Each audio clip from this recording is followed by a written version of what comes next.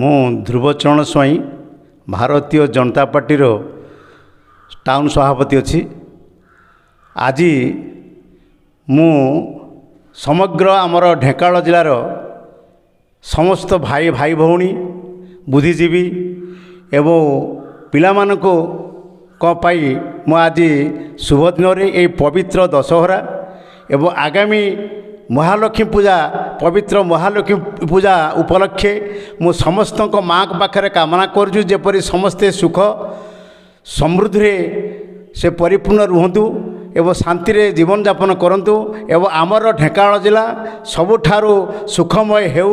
ପ୍ରଭୁ ତାଙ୍କୁ ଅପାର କରୁଣାରୁ ମାଆଙ୍କର ଅପାର କରୁଣାରୁ ସମସ୍ତେ ଯେପରି ସୁଖରେ ତାଙ୍କର କାଳ ଜୀବନ କରନ୍ତି।